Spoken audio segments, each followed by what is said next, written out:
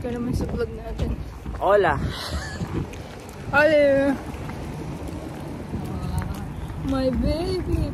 Actually guys, spring na dito pero malamig pa din. Di ba? Spring na nag-start ng September 1. Oh. Sabi nila. Guys, tingnan niyo yung mga flower.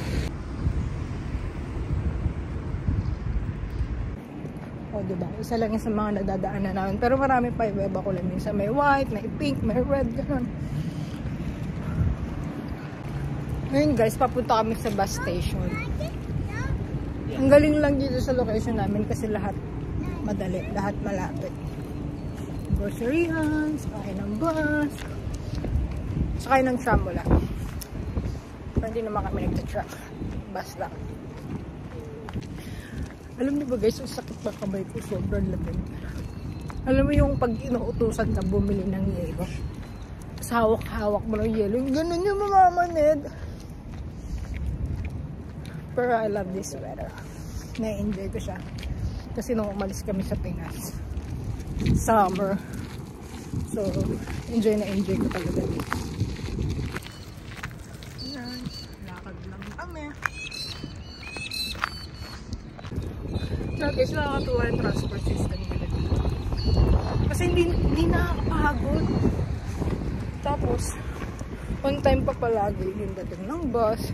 Like, kapag na-late ka, iwan ka talaga. Unlike sa Pinas na ikaw yung malilate kasi yung pasahero yung hinaantay. Dito hindi. So, alam mo yun, parang tinuturoan din siguro yung mga tao na maging on time na pag yan may pasok sa work. Katulad niya, ang schedule lagi ng bus na hinahabol namin is 9:05. Umalis kami sa bahay ng 8:50. So, papakita ko sa inyo mamaya saktong-sakto yung bus. Minsan nalilate naman, like, 1 minute, 2 minutes, pero hanggang dun lang. Minsan not sure sa iba. So, we're here. Nasa bus station. And so, mag-aantay lang kami ng ilang minutes dito. Usually kasi sobrang aga namin. Tapos nakakatawa kasi ulit takbo ng takbo kung saan. Nasabi namin, medyo saktuhan natin para at least hindi na siya harot-harot ng konti. Lamig, no? Yeah. Grabe. Ayun yung mga schedule ng bus, guys. Is it cold, Dolly? No? No? You're not cold. Ito ka pala na suot nila. Lamig pa siya. Pero malamig talaga, guys. Masakit sa kamay, yung buto. Ako nga dun eh. Pag nilublob mo yung kamay mo sa may tubig na may yelo, parang ganun. Sakit nga tamo si Oli din, oh. Is it cold? Oh no.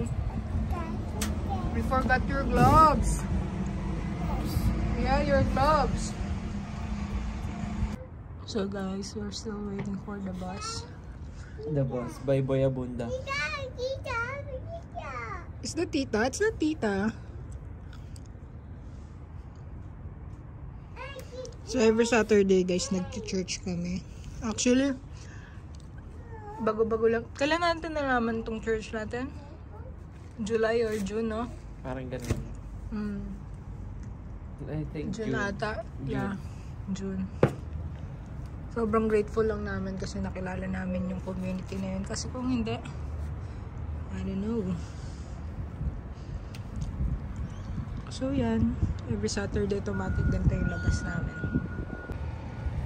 Ali, wow naman! Ganda naman yan. Chuchu! Bye, bus! Iniwan na tayo ng bus. Actually, babe, si Oli today, oh.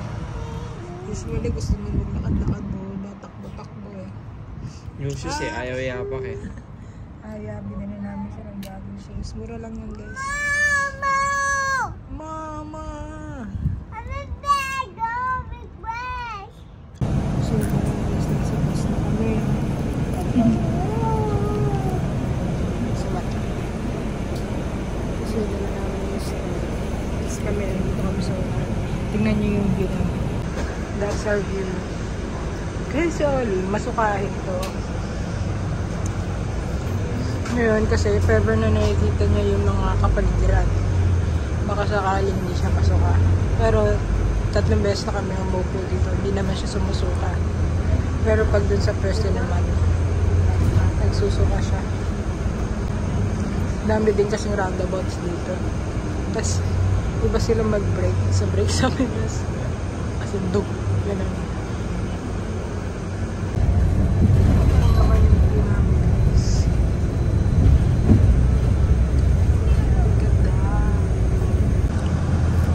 Uli wala pa kami sa church. Ubus na yung snacks.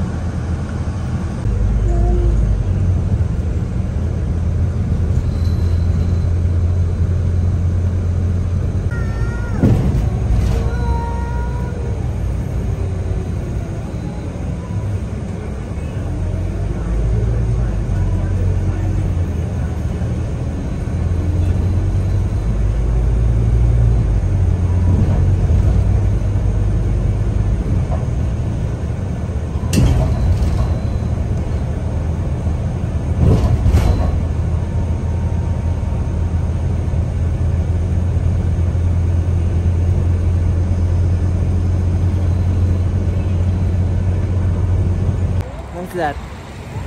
Kakababa lang namin ng bus, guys. So maglalakad lang kami ng konting-konting lang. Tama meron. Ano?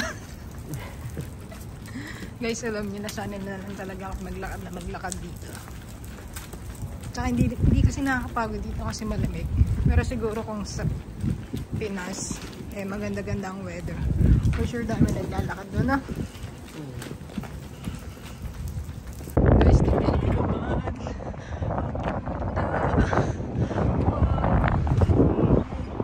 Usually, pag winter wala ito eh. Sama-sama lang. Ganda ng Canberra. Ang pogi nito. Ow!